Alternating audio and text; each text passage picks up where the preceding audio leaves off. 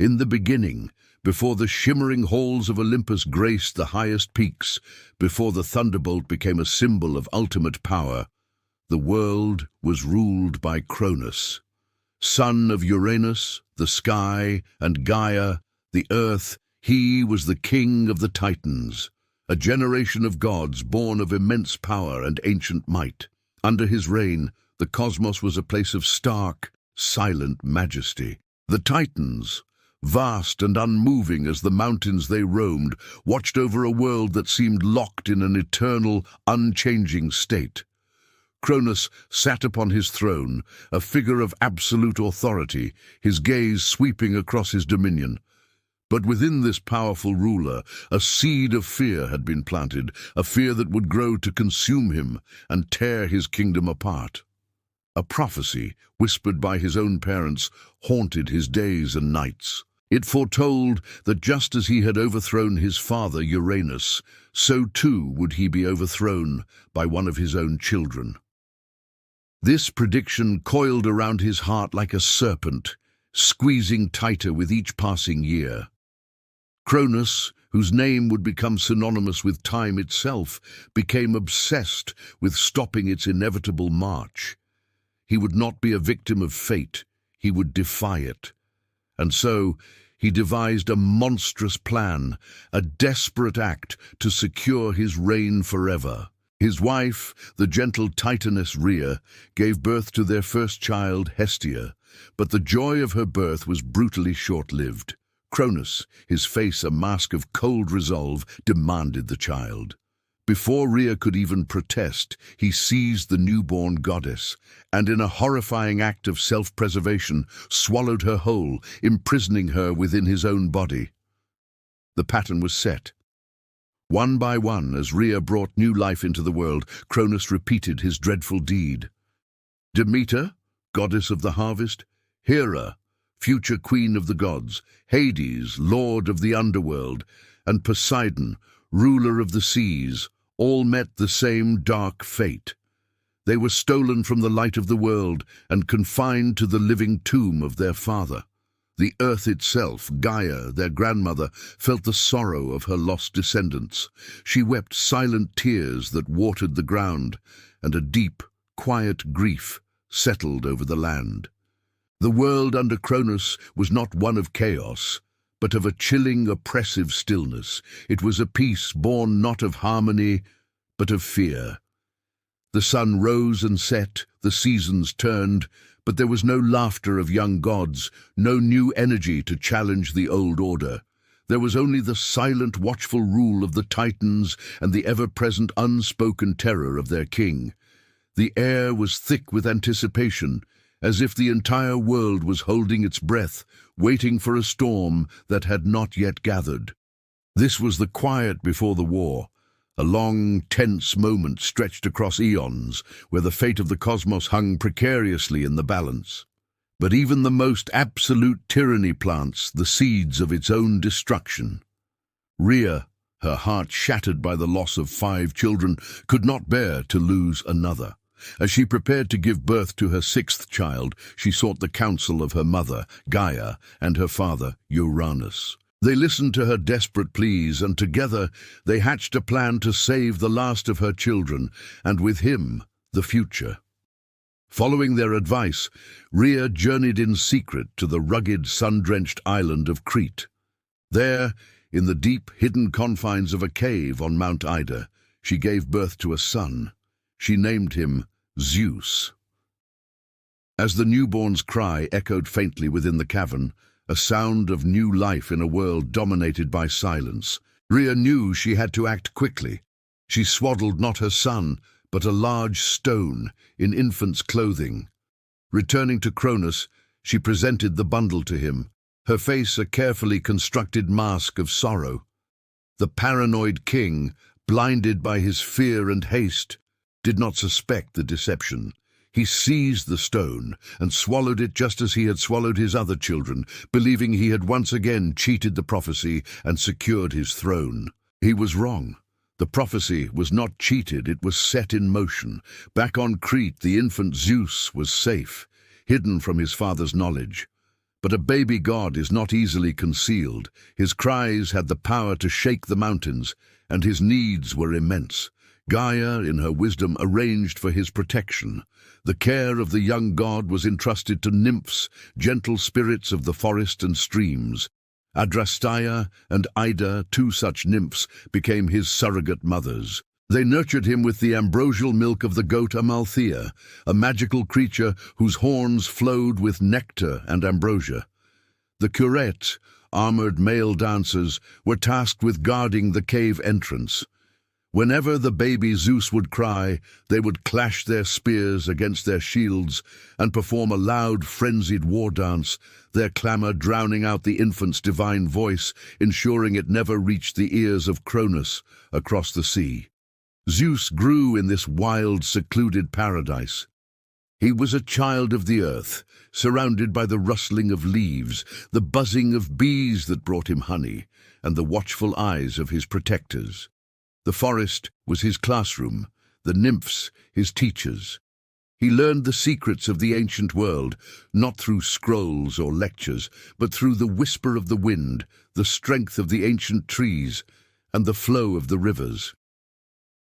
He was not raised in a palace of gold and marble, but in the raw, untamed beauty of nature. This upbringing forged in him a unique combination of strength and wisdom. He learned patience from the slow, steady growth of the forest around him. He learned strategy from watching the eagles hunt from the sky. Unlike his father, who was ruled by fear, Zeus was defined by a quiet, growing confidence. He was calm, but a storm of immense power gathered within him. He was not a brute. He was a leader in the making. He learned the rhythm of the world, the wisdom of waiting for the perfect moment to strike. He observed the slow, grinding injustice of his father's rule from afar. He felt the silent suffering of his swallowed siblings, a connection that transcended their physical separation. He understood that to challenge Cronus was to challenge the very structure of the cosmos. It would require more than just strength. It would require cunning, alliances, and an unwavering belief in a new, more just order. As he matured from a boy into a powerful young god, the peaceful idyll of his youth began to fade, replaced by a sense of purpose. The games of childhood gave way to a solemn preparation. The knowledge that he was the last hope, the one destined to shatter the silent tyranny of the Titans, settled upon his shoulders. He was not just fighting for his own freedom, but for the freedom of his brothers and sisters, and for a world that could flourish under a new dawn. The quiet years on Crete were coming to an end. The child hidden in the cave had become a force to be reckoned with. The air, once still, began to stir. The long, silent watch of the world was nearly over. A change was coming, a storm of unimaginable proportions, born in a quiet cave on a distant island. The age of Titans was about to face its twilight, and the age of the Olympians was about to begin. The world was about to hear the roar of a new king. Zeus, his heart a storm of resolve, knew the time had come. The grand, cosmic game was about to change. He wasn't just seeking revenge, he was fighting for a new dawn, for a world not ruled by fear and paranoia, but to challenge a king like Cronus, a titan who had devoured his own children and held the universe in his iron grip. Zeus needed more than just brute strength. He needed a plan. He needed an edge. And that edge came in the form of Metis, the goddess of clever thought, whose wisdom was as deep and vast as the ocean itself. Together, they were a perfect match. Zeus's unwavering determination and Metis's brilliant strategic mind.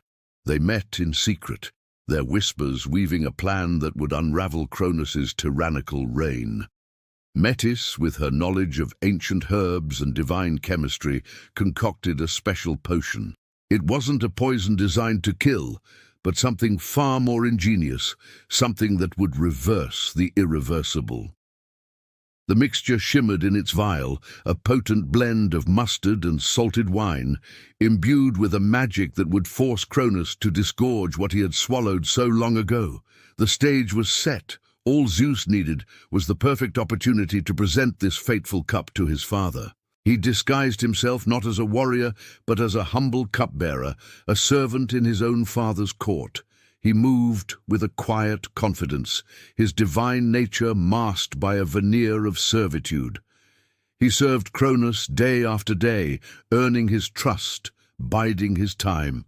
Cronus, lost in his arrogance and secure in his power, never suspected the young cupbearer who filled his goblet was the very son he had been so desperate to destroy. He saw only a face in the crowd, another servant among many.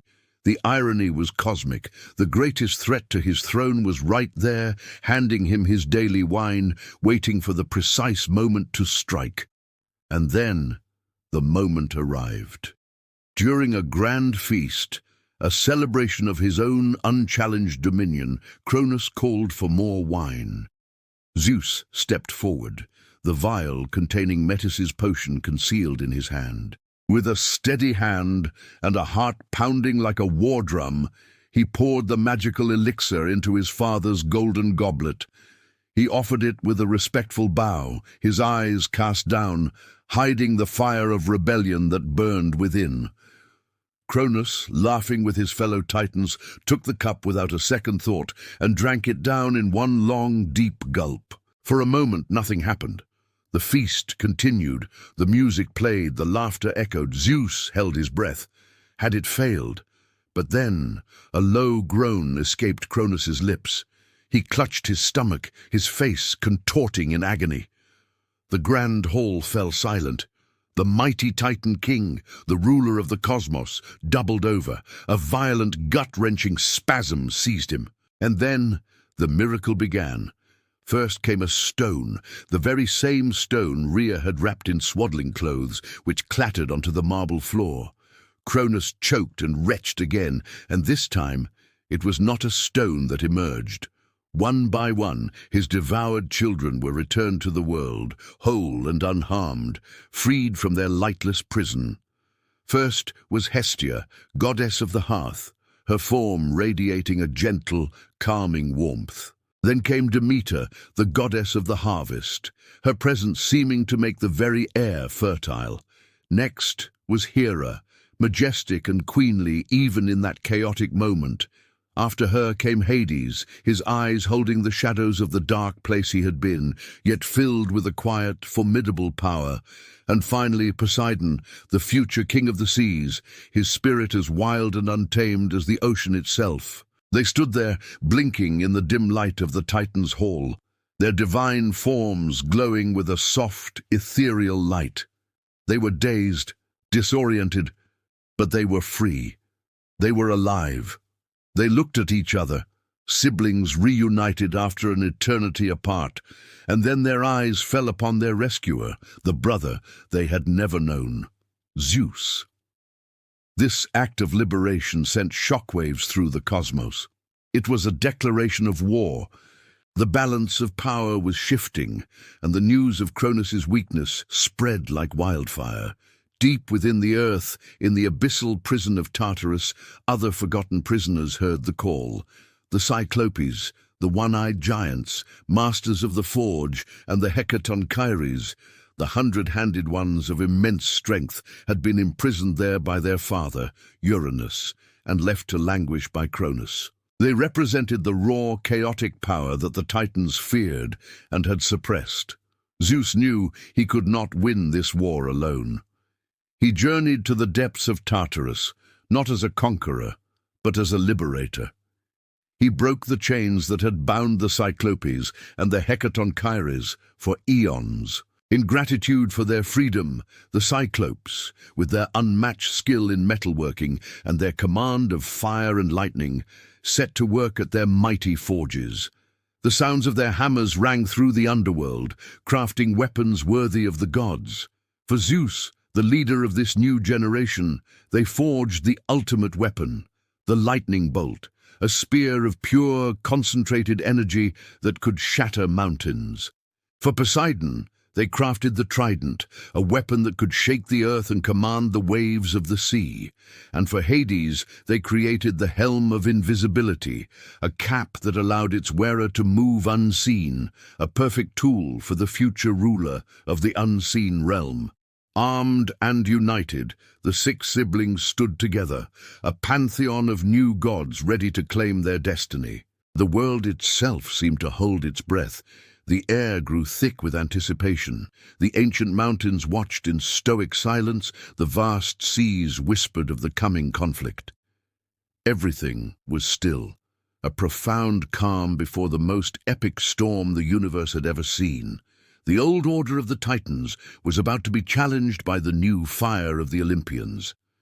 It was a quiet moment, but in that stillness, destiny was on the move. The Great War, the Titanomachy, was about to begin. For 10 long years, peace was but a memory, a forgotten dream. The world held its breath, suspended in a quiet, fragile truce. On one side, Mount Othrys, a fortress of ancient power where the Titans gathered. Their very presence warped the landscape, their immense forms like living mountains, crowned with the arrogance of ages. They were the old guard, the rulers of a golden era, and they would not yield their dominion without a fight. On the other, the majestic peak of Mount Olympus, home to the new generation. Here, the younger gods assembled, a stark contrast to their forebears. They were vibrant, their energy crackling in the thin mountain air. Zeus, their chosen leader, stood at the forefront, his eyes scanning the horizon, a storm brewing within him that mirrored the one gathering in the heavens. Beside him were his siblings, Hera, her regal gaze fixed on Othrys, Poseidon clutching his trident, the scent of the distant sea clinging to him. Hades, a shadow in the bright light, his power a quiet, deep well. And Hestia and Demeter, their serene faces belying the immense force they commanded. The air was thick with tension, a palpable weight that pressed down on the world. It was the silence before the storm, the deep inhale before the plunge. The very earth seemed to be waiting, trembling in anticipation of the inevitable conflict. The winds whispered through the peaks, carrying tales of the coming war from one mountain to the other. For a decade, this standoff held, a cosmic chess match, where neither side dared to make the first move, each faction studying the other, gauging their strength, their resolve. The Titans, confident in their raw, brutal power and their unshakable control over the elements. The Olympians, united by a shared purpose, their individual strengths weaving together into a formidable new tapestry of divine might. This was not just a battle for a throne, it was a clash of epochs, a war to decide the very future of the cosmos. Then, the stillness broke. It wasn't a roar or a declaration of war, but a subtle shift in the fabric of reality. On Olympus, Zeus raised a hand. He didn't shout, he didn't need to.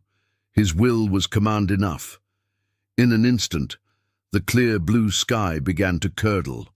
Clouds, darker than a moonless night, swirled into existence, converging above the battlefield that lay between the two mountains.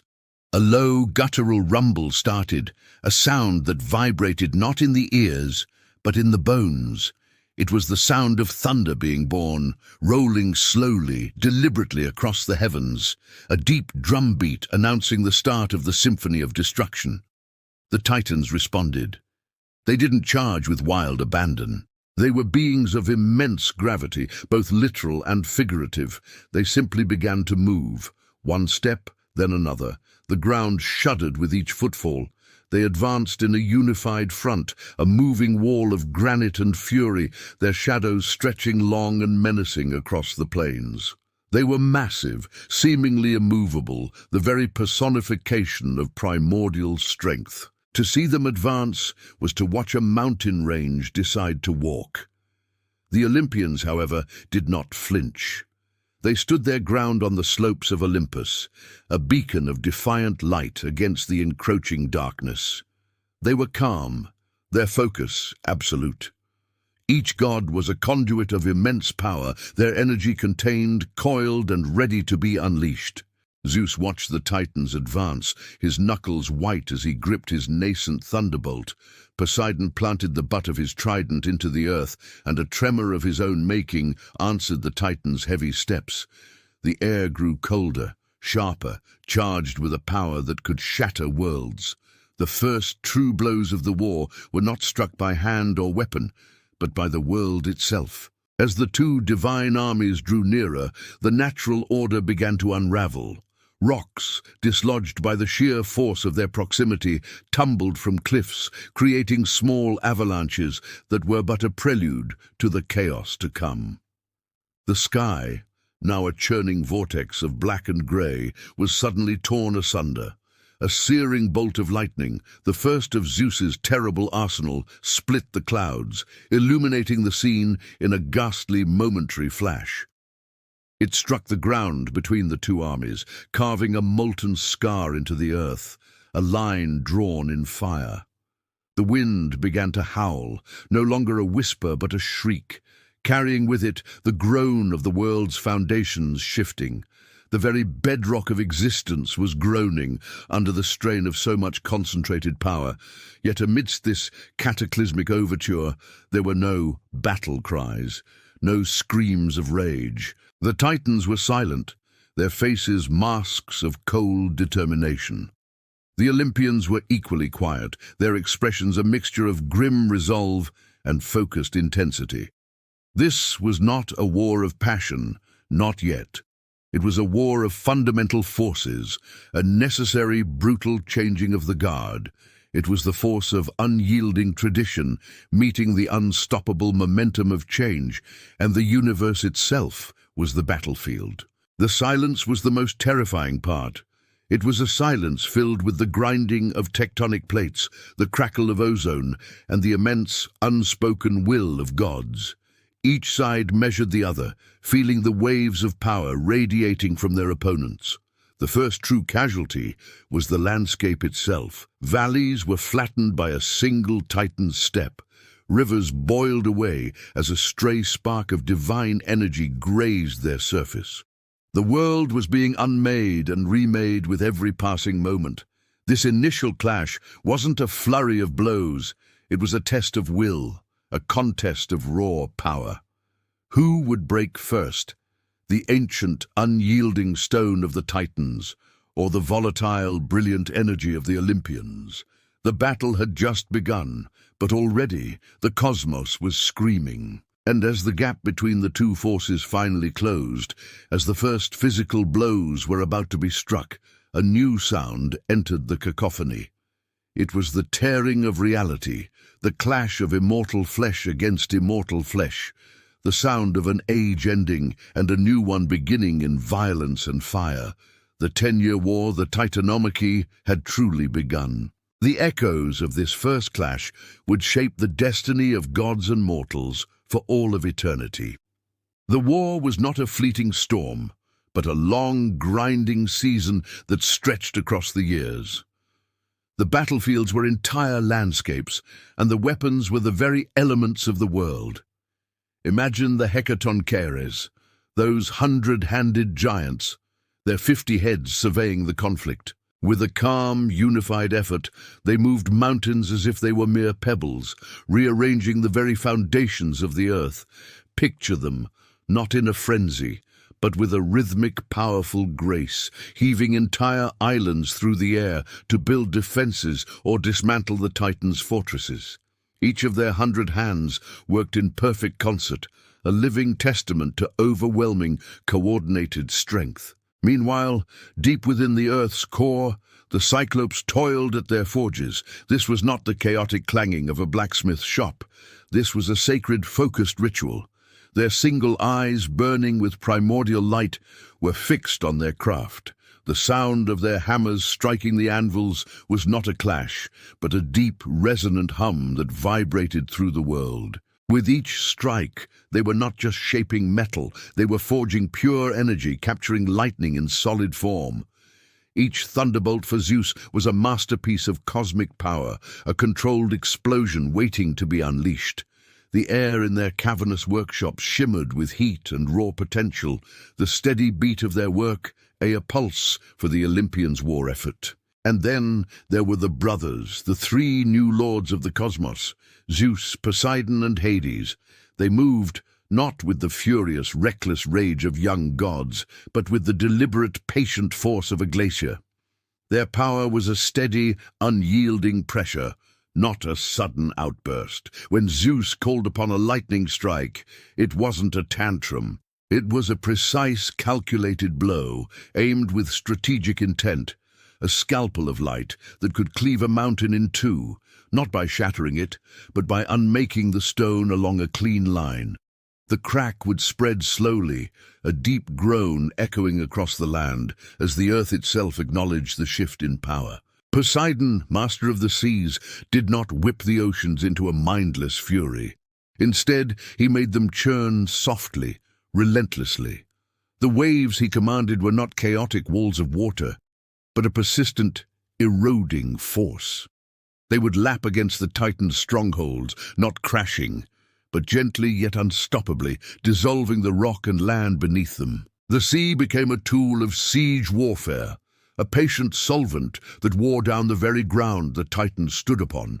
It was a terrifying display of quiet, inescapable power, the slow and certain reclamation of the world by its new king. And in the shadows, Hades worked his will. His domain was not just the dead, but the very substance of the underworld, the mineral wealth and hidden foundations of the earth. He didn't cause violent earthquakes that shook the surface.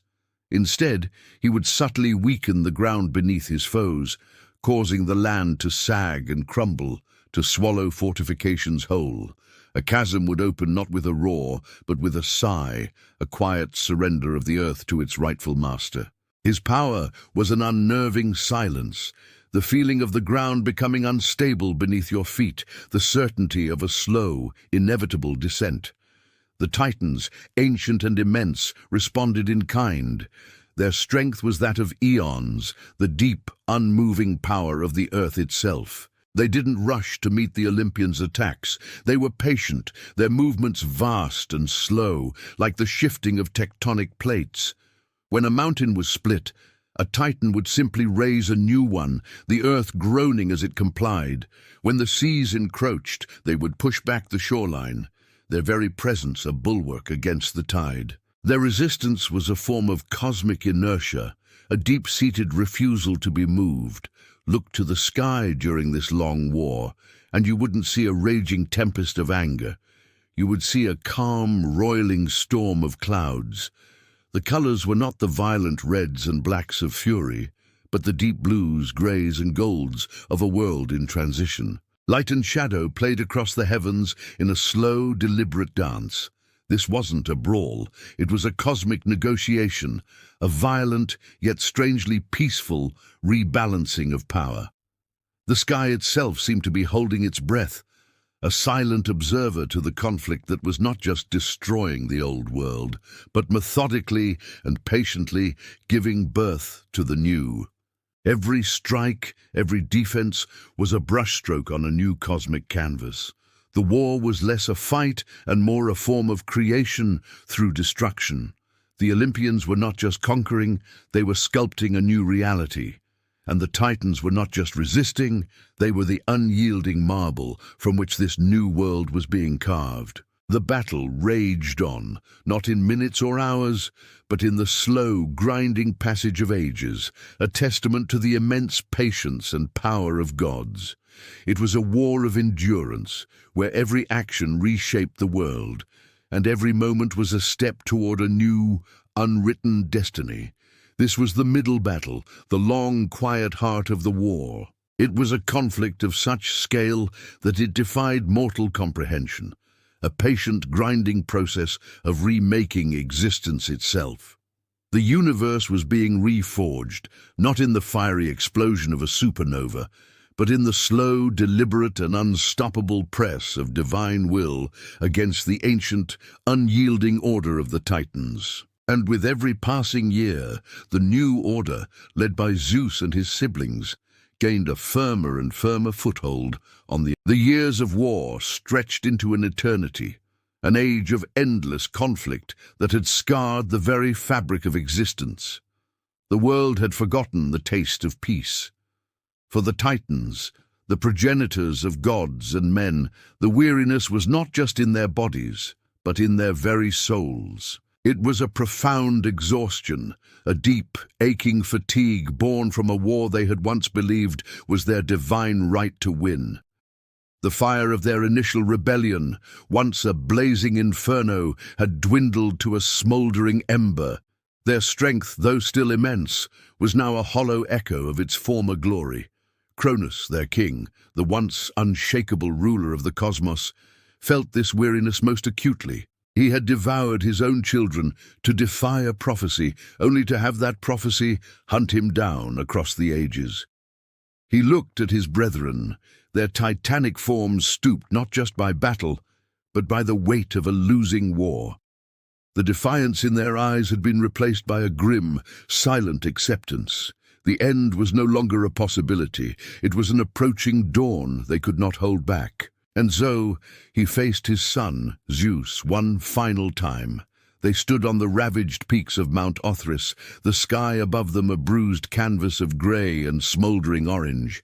There were no grand speeches this time, no thunderous proclamations of power or rage. The anger that had fueled a decade of cosmic war had burned itself out, leaving behind only the cold, hard certainty of what was to come.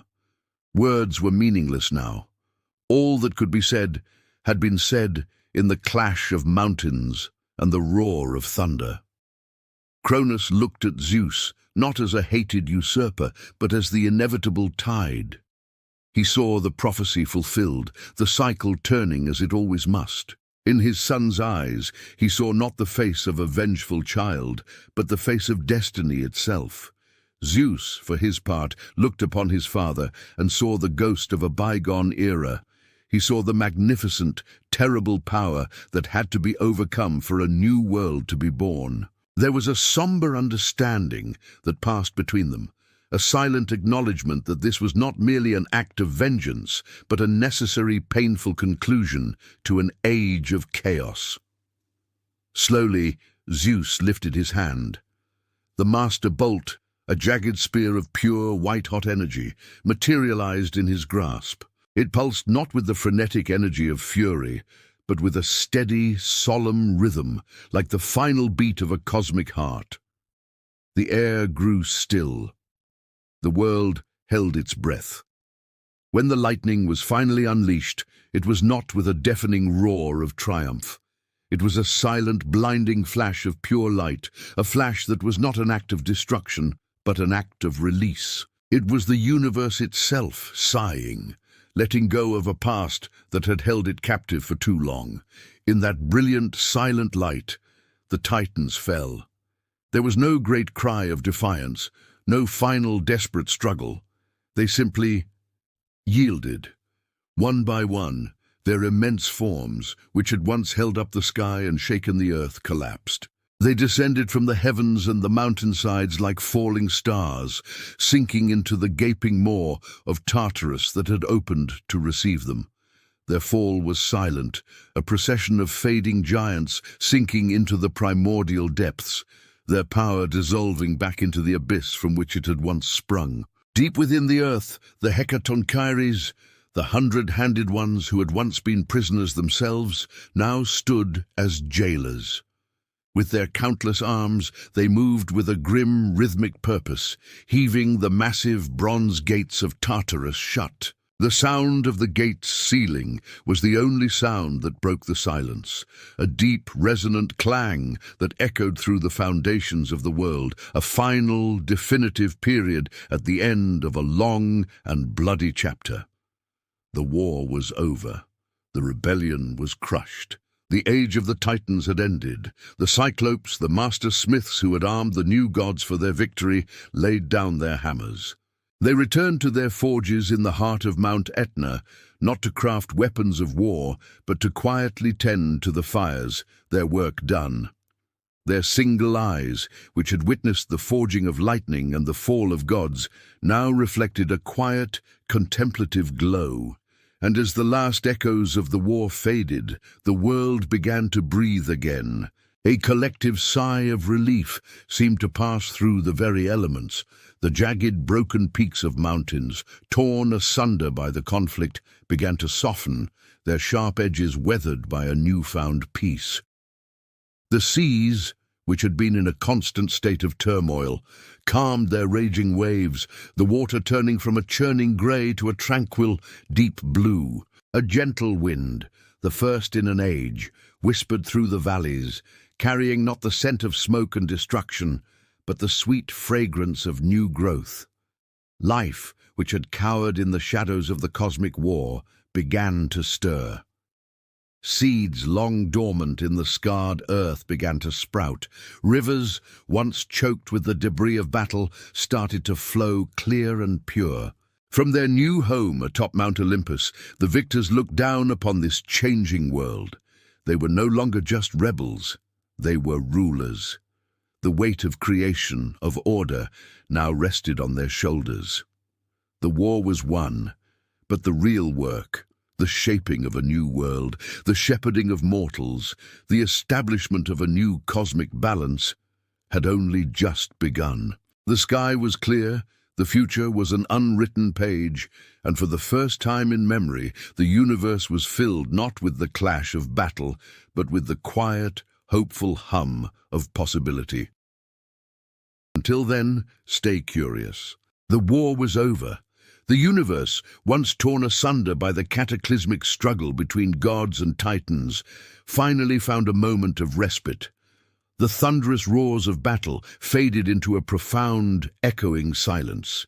In the aftermath, the three great brothers, sons of Cronus and Rhea, divided the cosmos amongst themselves, drawing lots to determine their domains. To Zeus, the youngest, yet the leader of the rebellion, fell the vast, unending expanse of the sky. His was the domain of thunder and lightning, the celestial canopy under which all life would unfold. He would rule from the highest peak of Mount Olympus, his gaze sweeping across the world of mortals and immortals alike. His symbol became the eagle, soaring high above the clouds, a testament to his supreme authority over the heavens. From his throne, he would dispense justice, his decisions as swift and decisive as the lightning bolts he commanded. The sky, once a battlefield, was now his kingdom, a realm of order under his watchful eye. To Poseidon, the second brother, was given the dominion of the sea. His kingdom was the deep, mysterious, and untamed waters that covered most of the earth. He ruled the crashing waves, the gentle tides, and the myriad creatures that swam in the abyssal depths. With his mighty trident, a gift from the Cyclops, he could stir the oceans into a furious tempest, or calm them into a tranquil mirror. The sea, with its ever-changing moods, reflected its master's own tempestuous nature. It was a realm of immense power and hidden wonders, a source of both sustenance and peril for the mortal world that bordered its shores. His palace, a marvel of coral and pearl, lay hidden beneath the waves, a silent testament to his sovereignty over the liquid world. And to Hades, the eldest, fell the most somber of lots, the underworld. His was the kingdom of the departed, the shadowy realm beneath the earth where the souls of the dead journeyed after their mortal lives had ended. It was a vast, silent domain, bordered by the river Styx, a place of finality and introspection. Hades ruled not with cruelty, but with a stern and unyielding justice. He was a grim, solitary god, rarely leaving his subterranean kingdom, ensuring that the natural order of life and death was maintained. His realm was not one of punishment, but of consequence, a final resting place for all who had lived. He was the keeper of the unseen, the guardian of secrets buried deep within the earth, a necessary and respected, if often feared, ruler. With the cosmos thus divided, a new order was established. The earth, the common ground for all, was left to be influenced by all the gods, though it primarily became the domain of mortals, a stage for their triumphs and tragedies. It was now a world at peace, healing from the deep scars of the Titanomachy. The age of the Titans, an era of raw, chaotic power, had irrevocably ended. A new epoch had dawned, the age of Olympus. There was no grand celebration to mark this new beginning, no triumphant fanfare echoing through the heavens. The victory had been too costly, the struggle too immense. Instead, a profound and heavy stillness settled over creation. It was the calm after a great storm, a quiet born of exhaustion and relief. The world seemed to hold its breath, as if relearning how to be at peace. Rain began to fall, not in a violent deluge, but in a soft, cleansing drizzle. It washed the dust of battle from the leaves of the ancient forests and trickled down the scarred faces of the mountains. The scent of wet earth rose into the air, a fragrance of renewal and life. Each drop seemed to whisper of forgiveness, of a chance to start anew. The rivers, once choked with the debris of war, ran clear again, their gentle murmuring a soothing lullaby for a weary world. The wind, which had howled with the fury of battling gods, now rustled gently through the trees. It played a soft melody in the high branches of the pines and whispered secrets through the swaying fields of grass. It was a breath of tranquility, carrying the promise of quiet days and peaceful nights. It carried the seeds of new life to barren lands, helping to mend the wounds inflicted upon the earth by the celestial conflict. As twilight descended, the stars, which had been obscured by the smoke and fury of the war, began to appear one by one. They emerged slowly, tentatively, like shy children peeking out after a tantrum. They didn't blaze with defiant light, but shone with a soft, gentle luminescence, blinking slowly in the velvety darkness. The moon cast its silvery glow upon the land, illuminating a world that was still and calm, a world being reborn in silence. The age of Olympus had begun, not with a bang, but with a whisper. On their mountain peak, the gods watched over the nascent world. They too were changed by the war. The brash confidence of rebellion had been tempered by the sober reality of rule.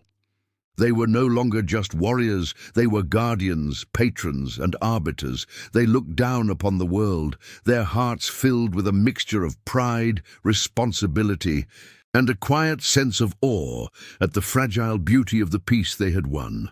Time, the eternal unyielding force that even the gods could not command, began to move forward again. The cycle of day and night, of seasons, of life and death, resumed its steady, inexorable rhythm. Spring followed winter, and summer followed spring. New life emerged from the earth, and the old passed away into the realm of Hades, all according to the newly established order. The world turned, and the great tapestry of existence continued to be woven, thread by intricate thread. The gods on Olympus watched in silence. They saw the first mortals appear, frail and fleeting creatures, yet filled with a spark of curiosity and ambition that mirrored their own. They watched these mortals build their first fires, their first homes, and their first cities. They saw them love and laugh and grieve. The gods were a silent audience to the unfolding drama of humanity, sometimes intervening, sometimes merely observing, their own immortal lives now intertwined with the fate of the mortal world below. The world waited. It waited for the next turning of fate's great wheel. Peace, as the gods knew all too well, was a precious and often temporary state. New challenges would arise, new heroes would be born, and new stories would be written in the stars. The age of Olympus was just beginning, and its sagas of love, betrayal, heroism, and tragedy were yet to unfold. But for now, in this moment of perfect, pristine calm, there was only peace. A world renewed, a universe in balance, waiting silently for the dawning of its next great chapter. Thank you for joining us on this journey through myth and legend. If you enjoyed this story, please like, share, and subscribe to our channel for more tales from the ancient world. We look forward to seeing you next time.